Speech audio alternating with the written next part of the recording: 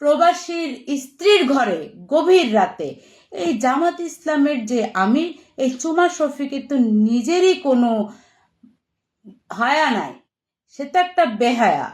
ছোট ছোট বাচ্চাকে চুমু দিয়ে তার মন ভরেনি। জামাত ইসলাম তাদের কোনো ধর্ম নেই, এই মুনাফেকের দল তাদের কোনো ধর্ম নেই। যারা বাংলাদেশটাই চাইল না, বাংলাদেশের বিরোধিতা করেছে সব সময়, তারা এখন চাইছে বাংলাদেশের ক্ষমতা, বাংলাদেশের মসনদ। যারা 1971 সালে আমার বাংলাদেশের আমার স্বাধীনতার বিরোধী পক্ষ ছিল, যারা সব সময় রাজাকারের ভূমিকা পালন করে ঘর থেকে মাদেরকে বোনদেরকে টেনে হিচড়ে ওই পাকিস্তানি হানাদার বাহিনীর হাতে তুলে দিয়েছিল, তারা এখন নারীর সম্মান নিয়ে সম্ভ্রম নিয়ে কথা বলে। তারা বলে নারীরা যারা কর্মজীবী তারা নাকি পতিতা।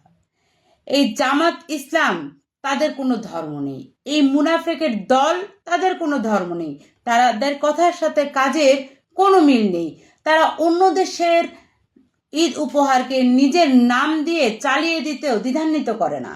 এই জামাত ইসলাম নামের সাথে ইসলাম নামটা বাদ দিতে হবে, কারণ ইসলাম নামটাকে ব্যবহার করে এরা রাতকে দিন, দিনকে রাত করে ফেলার চেষ্টা করছে। বাংলাদেশের মানুষ ধর্মপ্রাণ মানুষ, এই ধর্মপ্রাণ মানুষকে তারা ইসলামের কড়িকাঠি নাড়িয়ে যা ইচ্ছা তাই করে বেড়াচ্ছে। এই সকল জামাতি নেতাকে দেখা যায় বিধবার ঘরে, গভীর রাত্রে বিধবার ঘরে কি করতে গিয়েছিল? জান্নাতের টিকিট বিক্রি করতে গিয়েছিল।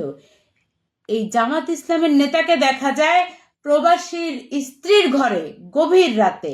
এই জামাত ইসলামের যে আমির এই চুমা শফিকের তো নিজেরই কোনো হায়া নাই, সে তো একটা বেহায়া। ছোট ছোট বাচ্চাকে চুমু দিয়ে তার মন ভরেনি। আমরা গত বছর দেখলাম সে ছোট ছোট বাচ্চাদেরকে চুমু দিয়ে বেড়াচ্ছে গালে, নাকে, ঠোঁটে। তখন এরা ইসলামকে ব্যবহার করে বলে যে ইসলামে চুমা দেওয়া সুন্নত, আমাদের নবীজি দিতেন।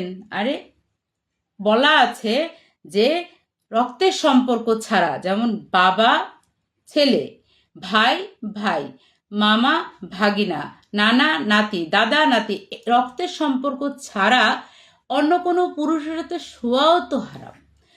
তাহলে এভাবে চুমু গালে, ঠোঁটে, তারপর অতি সম্প্রতিকালে আমরা দেখলাম এই জামাতের আমির চুমা শফিক কি করলো, এক যুবকের ঘাড়ে চুমু দিয়ে বসলো, তারপর আবার বিদেশি কূটনীতিককে জড়িয়ে ধরে সে কি অবস্থা।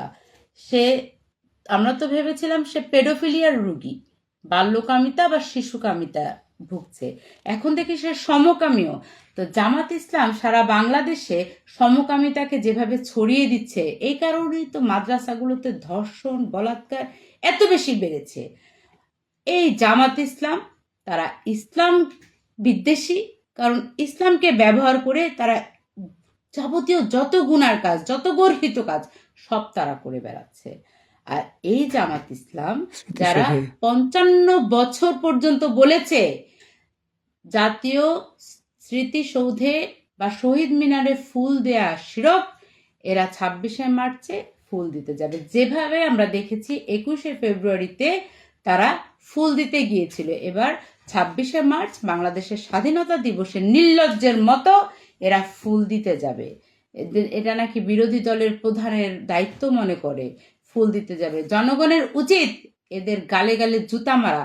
যারা বাংলাদেশটাই চাইল না, এরা এখন সংসদে বসে। এরা আমার জাতীয় সঙ্গীত যখন বাজে তখন উঠে দাঁড়ায় না, অথচ পাকিস্তান থেকে ছাত্র নেতাদেরকে নিয়ে এসে সবাই মিলে দাঁড়িয়ে পাক সারজমিন সারবাত গায়।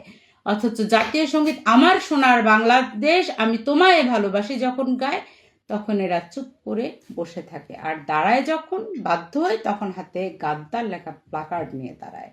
আসলে এদেরকে সংসদ থেকে তো বহিষ্কার করতেই হবে, দেশ থেকেও এদের বহিষ্কার করে পাকিস্তানে পাঠিয়ে দেওয়ার দাবি নতুন ধারা বাংলাদেশের পক্ষ থেকে জানাচ্ছি।